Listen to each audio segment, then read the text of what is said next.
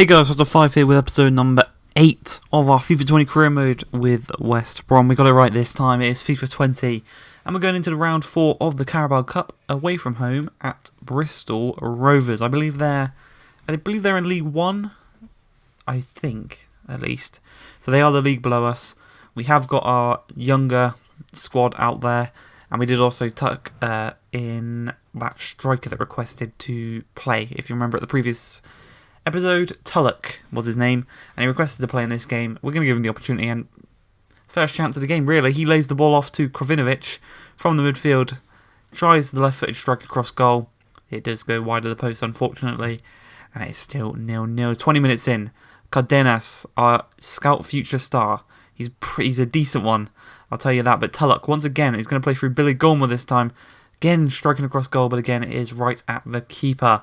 Cardenas can take the rebound, back up to Krovinovic. Gilmore tries to play into the path of Tulloch, but it was eventually cleared away by the Bristol defenders. But here, one more chance here as Diagana is played through. He gets the better of the defence really nicely. The pace injection there is really nice. Cuts it inside onto his left foot, and then just tucks it past the keeper.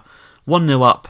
35 minutes into this game, a really nice goal there from Diagana, the right midfielder. I think he's on loan from West Ham, I think he is. So maybe we shouldn't play him as much. Maybe we should play our youth players. I don't know. Let me know down below what you'd think is better. The rating or developing players that will actually be here next season. But we move into the second half. Just before the hour mark, Tomlinson is going to play through Circum. Circum is being tracked here by Furlong quite nicely. Dinks it across, and their striker gets a nice header. I don't think it was on target anyway, but it was a well saved by Sam Johnston. But once again, the goal scorer, Diagana, we're approaching the final 10 minutes. Gets the better of his man there. Cuts back outside again.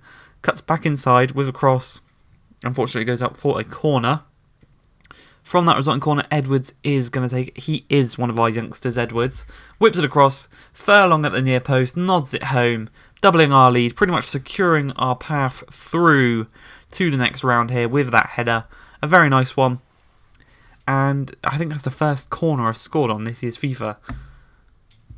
No, it's not. No, it's not. It's definitely not.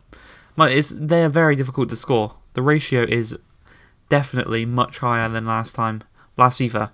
But we have not done yet, as Diagana, once again, a lot of the opportunities are coming down his side. He's just got his defender on strings, basically. Dinks one across. Cardenas with the overhead kick. Makes it 3-0. We are definitely now through to the next round. Just like, he is a scout. He is a future star. This man is a future star. It's in his name. It's in the title of what he was.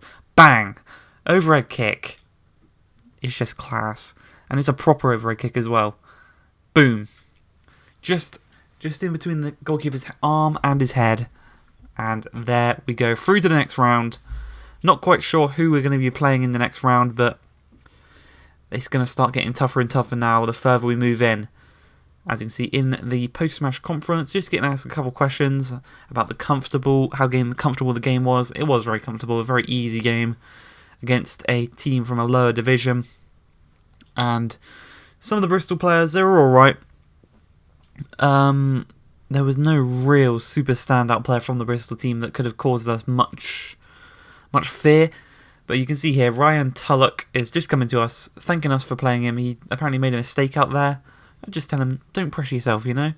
He's 62 overall, he's young, he's got many more opportunities ahead of him as we move back into the Championship. And we're taking on top of the league, Stoke, at what I think is actually called the Bet365 Stadium. But on the game is just called the Stoke City Stadium. And the first chance comes. Sam Johnston plays it straight into the path of Morelos, their striker. And at the near post, he tucks it home. He makes it 1-0 to Stoke. A very, very silly opportunity to give up there, as Harper looks to change that by playing through Burke. Burke's got the pace definitely over the defenders. Cuts inside, tries it once again. If you remember in the last time episode, he tried that twice, and I said maybe in the next episode he'll try it again, and it'll be third time lucky.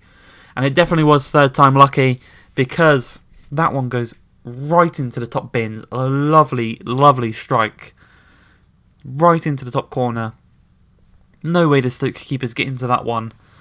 as we move on, hoping to get back into this game, but we can't quite get the opportunity there. We play it right back into the path of one of our players though, as Philip looks to play it through to Burke. Burke back to Philip, through to Pereira, but a well-timed tackle there by Wimmer stops him from having his shot as we move into the second half, as Ince looks to make an opportunity here for Stoke, just leaves Sawyer there, sends him to the shops as Vokes plays it through to Morelos, tries to sneak it in at the near post, can't quite do so.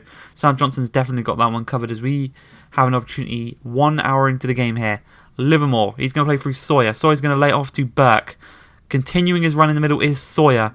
Burke's going to try and play it back across. Instead goes for Harper. First time volley into the path of Sawyer. Turns and Stoke get the ball away, unfortunately. Smith's now with an opportunity for Stoke. Knocks one in. Headed away. Harper looks to get it away, but he's being marked by Tobo. Just knocks him off the ball. Plays through Vokes.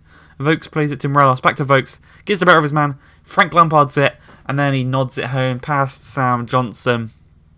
And Stoke are now back on top. They've doubled their goal tally in the game. It is now 2-1. Here, Ward clears the ball away, only as far as Livermore, who's able to knock it back down for Harper. Harper's going to cut back inside, face up to the goal. Livermore then finds Sawyer. Sawyer's going to turn and find Phillips. Phillips into Burke.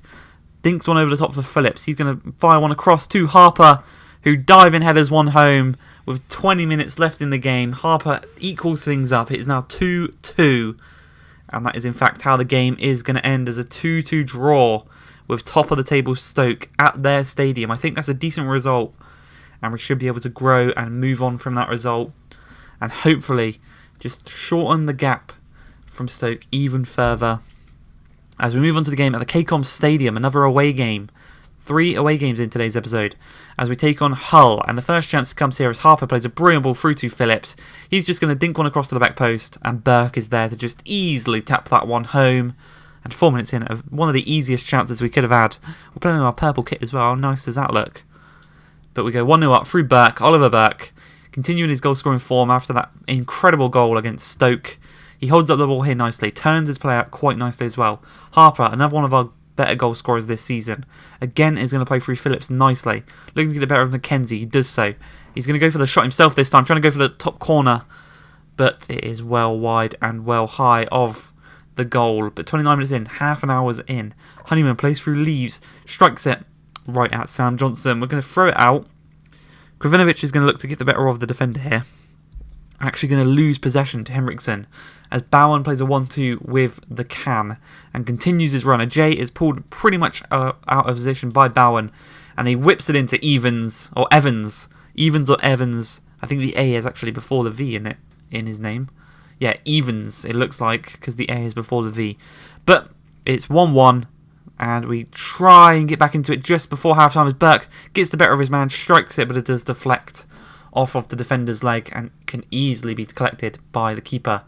Just past the second half, 4 minutes into the second half basically, Pereira receives the ball from a header out from the Hull free kick, and Kravinovic is just waiting for Burke to turn on the Jets, turn on the boosters. He's 1-on-1 with the keeper, doesn't mess about this time, tucks it into that top corner actually, very nice finish, and he makes it 2-1 just into the second half.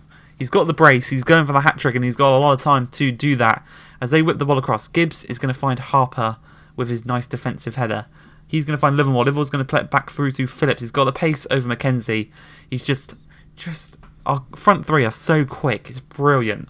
And Phillips now, he's going to try and find Burke to get him the hat-trick, and he finds Burke, beats the keeper at the near post.